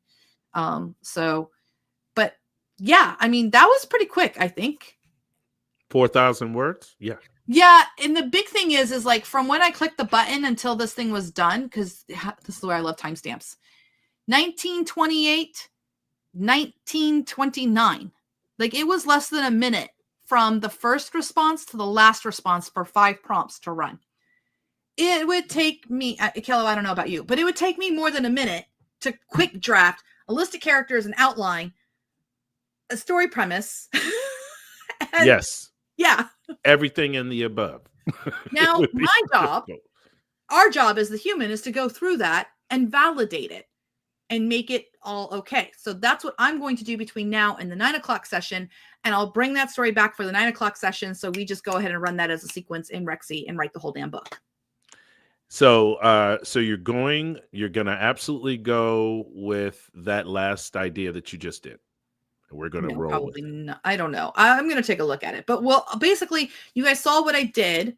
So I'm going to work with it and I will play with it and come up with stuff. So I'm going to have those components. When we come back at 9 o'clock, I will have an outline, a character list, and a premise for the beverage thing. I'm going to work on that because I didn't like all of that. So I'll edit those things. But that's where the human part of this is. You talked a little bit about the response at Vegas and how people, they don't want the AI to do the work for them. Like they want to do the writing and stuff. But then I think once you realize that when you work with AI, you are the work. This is just to get you going. This is just to get you started. There's problems with what the AI came up with. I mean, sure, I could just run that and there's going to be unscrupulous people who just do crap like that, where like, it's like, whatever, out the door it goes. And they don't care if chapter 4 repeats part of chapter 5 and chapter 9. Yeah, they're not going to care. But for the rest of us, I mean, it can make us super, super authors. The stories you never get to. Yeah. The stories you always wanted, the stupid, weird, esoteric in the corner. Nobody will read stories that you want to write. Those are absolutely achievable and reachable. Yeah.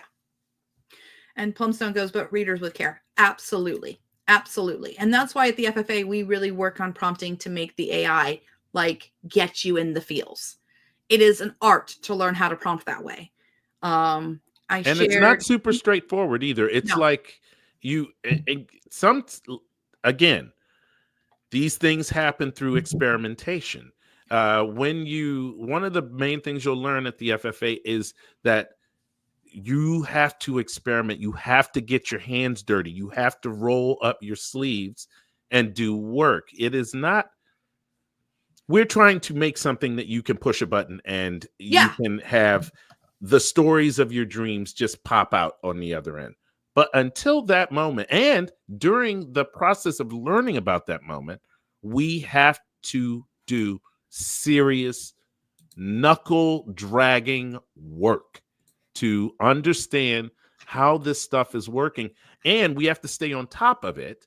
That's one of the main reasons why the FFA is so cool, is because the classes from, 8 months ago don't have anything to do other than foundational stuff with the classes that we teach right now. Because, frankly, I have never seen a technology move as fast. If you've ever seen 2-minute papers, he talks about the fact that the papers start building up.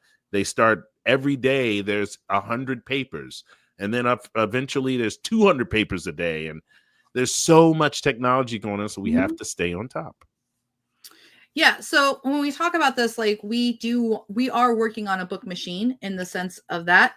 I want to share Rachel's thing. I can say the work I do now with chat has saved me $4,000 in paying a developmental editor. Yes.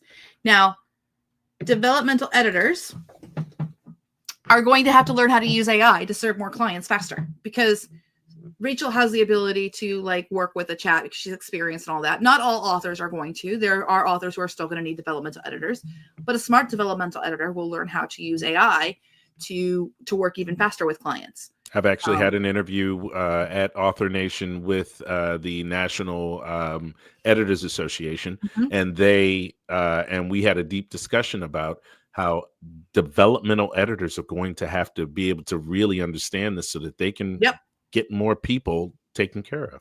Now Susan says, "Wait, I was promised push one button and get a full well-written novel. We're getting there. We're getting closer. We'll see what we can get at 9 o'clock. Okay, but this is our goal." I'm sorry, but it's funny. Y'all think that I ain't going to try. I'm going to try. I know you're going to try, but all right, look, y'all, it's still your story. Yeah. The one thing that's constant in this entire universe that you're building is you. It's your story. And if you don't do all that work, there's never going to be a one button push button thing, because you always have to figure out, after you've been given the ideas, you have to figure out what the story is anyway. So you do all of that work, and then you can press one button. Yeah. So this is some of the requirements that we had for what was okay with the No Sleep to Brooklyn experiment. And this is in October, so you guys can get these notes. Yep. Minor continuity that takes 1 minute to fix. Cutting last 1 to 2 lines or paragraphs of boitis is fine. More AI-isms than a human would write, but not the most egregious. So couldn't help but is fine if you don't stumble or notice it when reading. And then an 8 to 10 level of enjoyment. So we did this experiment. And what I want to show you is I want to show you chapter 6. There's a part in chapter 6 that they just kissed and all of that. Oh, this is going to get you, y'all. It's going to get you. Oh, my God. It's going to get you. And I'm sorry. Jacob broke the quiet first, his deep voice like gravel being tumbled smooth. "Tell me about Denver." I blinked, staring into the flames, licking over the logs. "Denver?" He shot me a relaxed grin, barely lifting an eyebrow, but his tone matched the question in his eyes. "It's where you live, right?" I resisted the urge to roll my eyes. "Yeah, I guess that's a good starting point." I sank further into the chair, wiggling my toes toward the fire. The old part of me, the one that loved control and structure, told me to clam up, change the subject. But there was something in Jacob's stillness that made space for the words I didn't realize I was about to say. So that's an AI-ism. We would take that out. It's not bad, I muttered. I moved there after college. Good job, good money, until work consumed everything. Then it wasn't about living. It was about surviving, I guess. He didn't interrupt, didn't push me to say more. Typical Jacob, silencing my better judgment by giving me room to breathe. I got married, I continued, the words coming out with more force than I intended. But we both quickly realized that two people can share a life without actually sharing it, if that makes sense. He nodded, those hazel eyes studying me like I was some puzzle he wasn't in a hurry to solve. Doesn't sound unfamiliar. Of course he could leave it at that. One phrase and already I was teetering on the edge of trust. When the divorce happened, I buried myself in work. The control, the structure of it made it feel like failure. I looked him in the eyes again, feeling the tiniest threads connecting our stories, weaving something neither of us had examined yet. What about you? Why this? I waved a hand, gesturing at the cabin, the mountains, this life surrounded by endless space. Why are you up here, miles from everything? His gaze flickered, like a match briefly sparking before the flame was caught in his throat. I had a fiancée once, Mia, he said, his voice lower, rougher than ever. She died while we were climbing together. It was fast. Not fast enough, though. And that was the moment we all lost it. It was a lot, y'all. I mean, that's 100% AI. There's no changes to that. It came out like that. And all right, so it was me and like one or two other guys. Mm-hmm. So you imagine there are about 20 women in this room. I heard so many audible gasps when that line came out. Like literally people went, and then this huge conversation kind of came forth from the women of the group.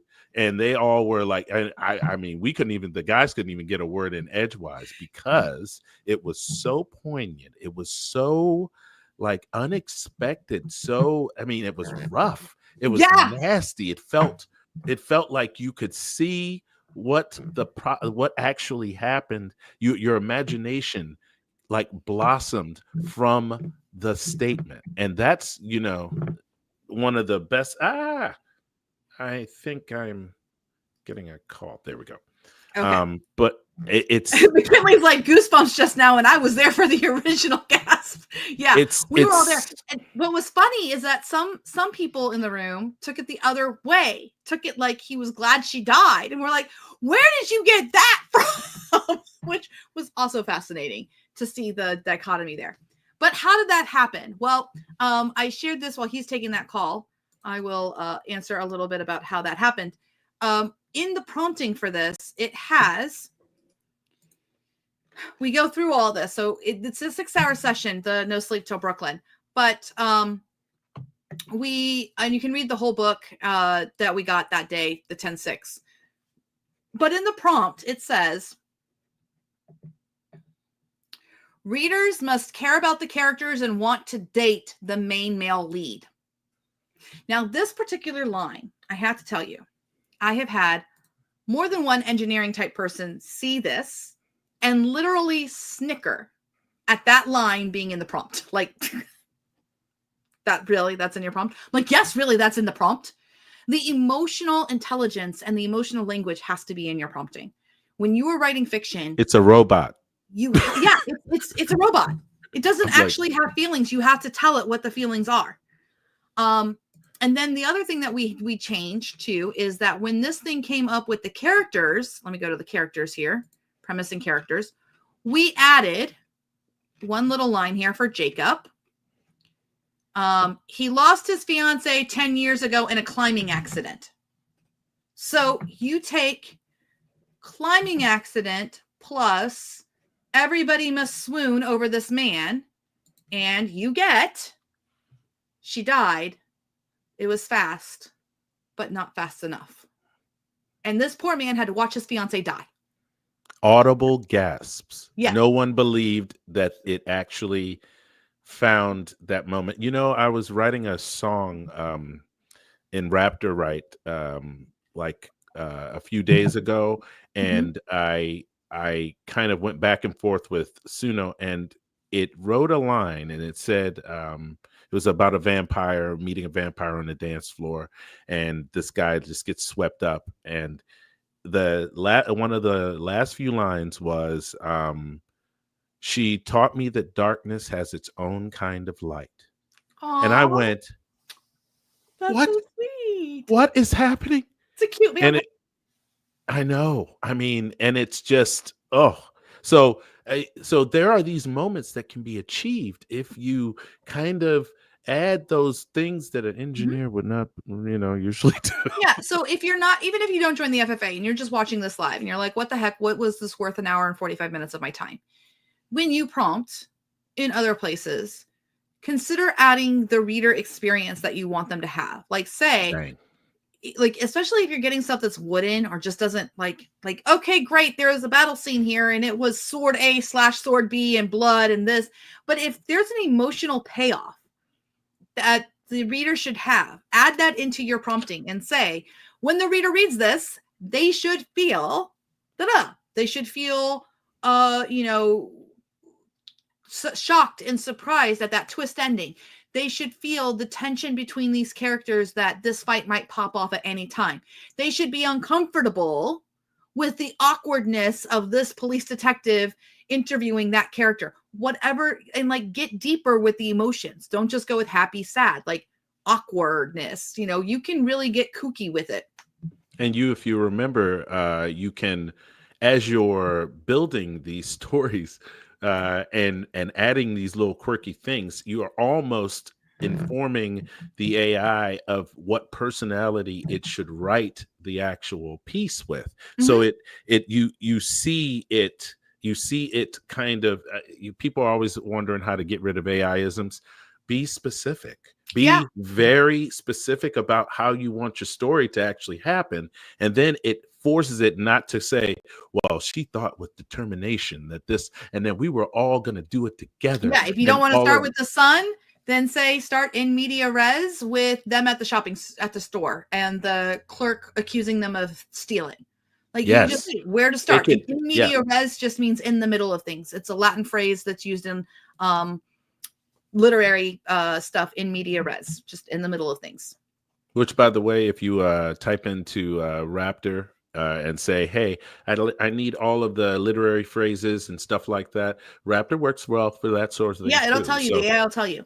They'll tell you all of that stuff. You want to bust out these archaic literary terms because that's all in the training data for these LLMs. I learned, hold on a minute. I learned this while I was in Vegas because I was watching a YouTube video that I want to go back and watch it. I saved it for later, but I don't want to mispronounce it. It's like a Diakov type of dialogue, short and repeats. Diacope. Have you ever heard of this word? No. Diacope, diacope. Diacope. I'm going to put it in the chat. Diacope? Not discope. It's not a disco. Diacope. Let me show you. So we'll go back. Diacope. It's a Greek term. So watch this. Isn't there a pronunciation thingy? Yeah, I don't know. Yeah. We're just going to go to ChatGPT real fast, although it looks like it's having issues. Nope. You could. Give me 10 unique pieces of dialogue that are diacopes, where a woman is picking up another woman at a bar.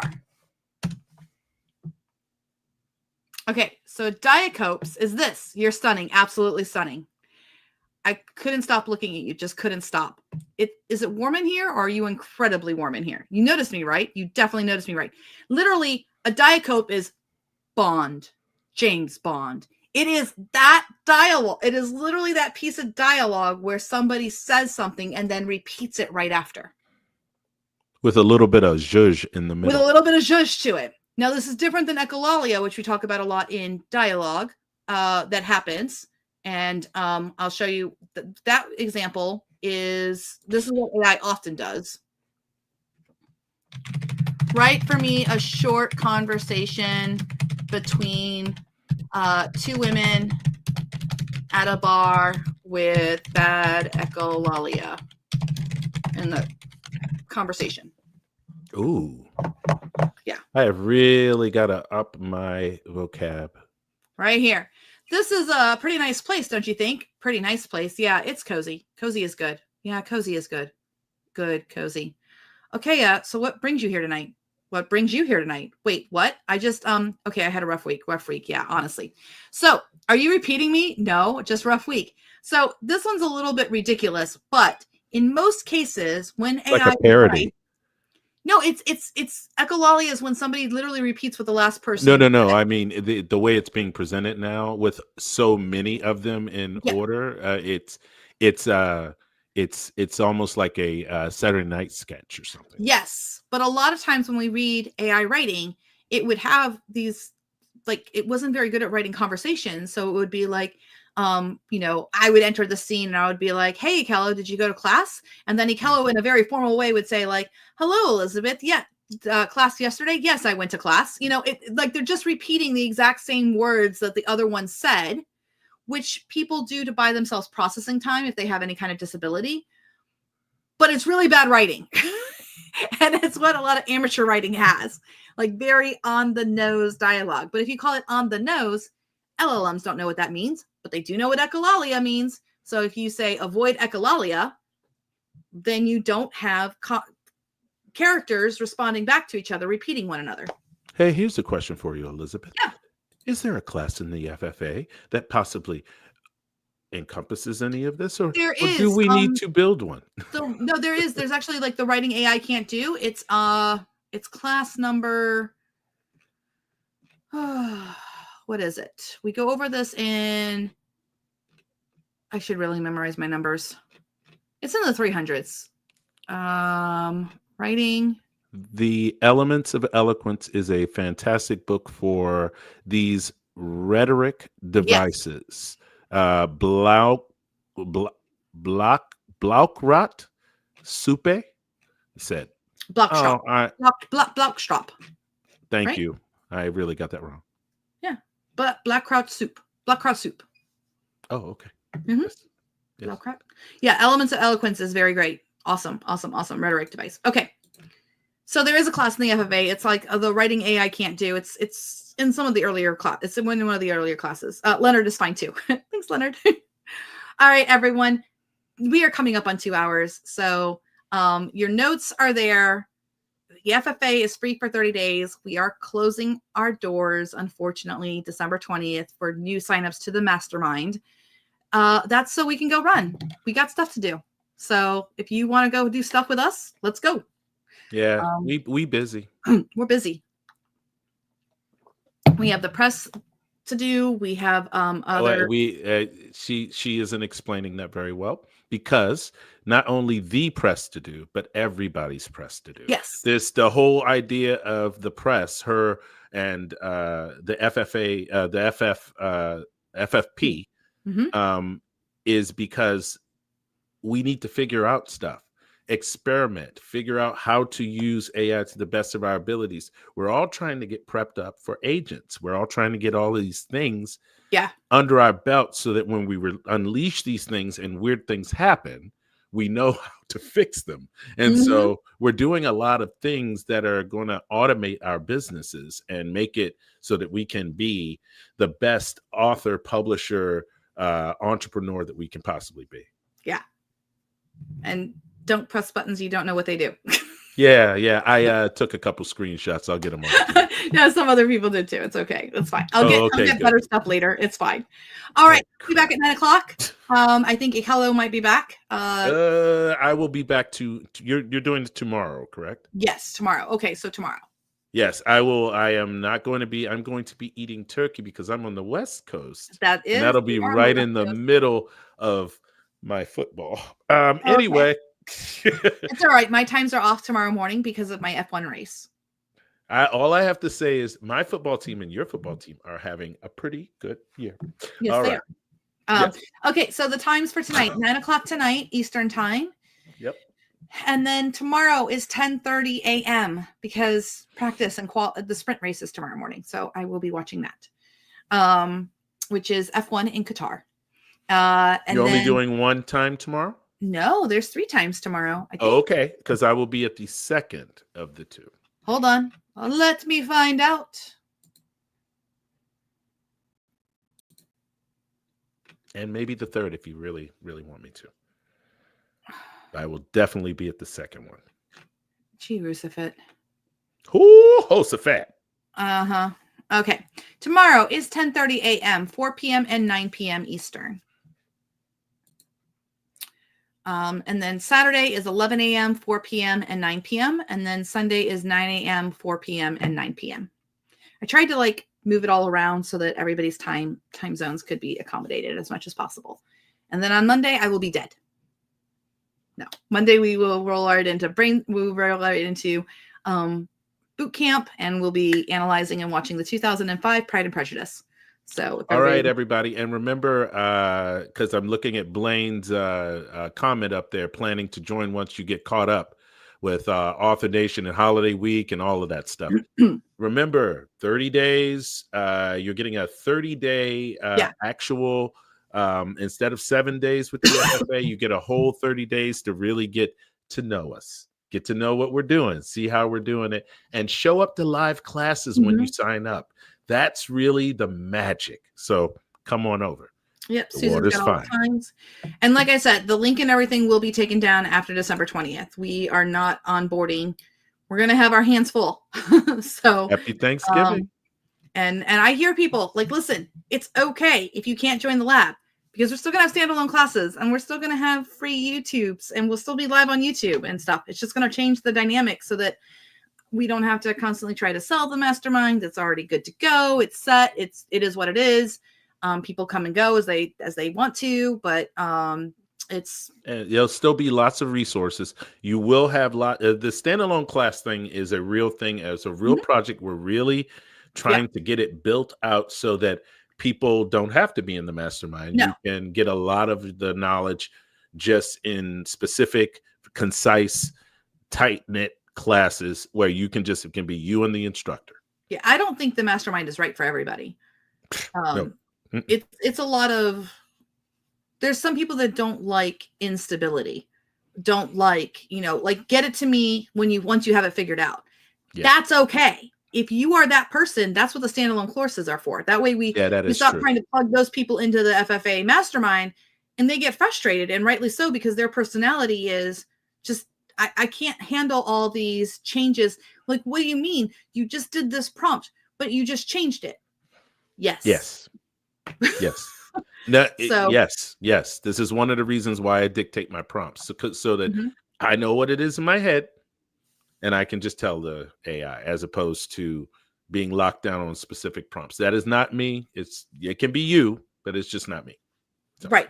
Other people like to have specific prompts. That's why we don't release things like we just shared the Easy Peasy Book Machine publicly earlier this morning. And then at Vegas, that prompt is 2 months old.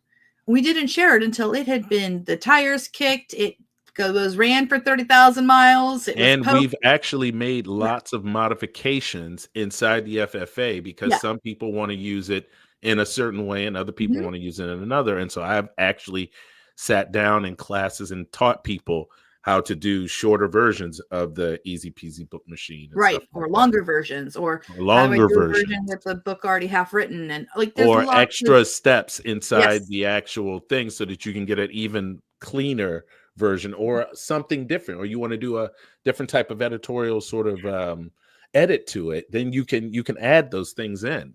I'm just saying. What I'm so excited about with the partnership with Realm Chef, because we had this conversation, me and them, and the core tenets of the Easy Peasy Book Machine are plan, draft, edit, final. Just 4 little steps. And they were like, cool, those are the 4 steps. And I was like, no. Those are 4 steps, but there could be steps in the middle. There could be, you go back, you could do this. And then they listened and they understood, that the world is not black and white. Giving an author the ability to okay, I know what I want to do. Just let it run that, fine. But if you want to change it up and redo and all that, we need control over that too. So I'm really excited for the future. Well, I would like to tell everyone in America, Mhm. happy Thanksgiving. I hope that you all eat lots and lots of very good food, whatever that food is. Some people eat seafood, some people go out to a Chinese restaurant. Mhm. You can do whatever you want. You can, but have a good time and live a good life today, because this is it. You got to remember the importances of things, and one of the important things is to make sure that you like and subscribe to this YouTube channel while you're here. You need Like to and subscribe. subscribe, and come join us over at the FFA. Seriously, the water is truly fine. Nice, Blaine, sitting in front of the wood stove. I'm jelly. Mm-hmm. I am not. So for those of you concerned, I am live all this weekend because I am not celebrating Thanksgiving this year. It's no big deal. It's not my favorite holiday. And my parents are out of town. My sisters are working. And I was like, there's probably a lot of people who don't have family or who can't be with someone or whatever. So you got me all weekend, 3 times a day. So for any of you who don't have family or aren't celebrating this year, or you live in another country, or maybe you just don't like the family you got, we are here for you on YouTube. Yes.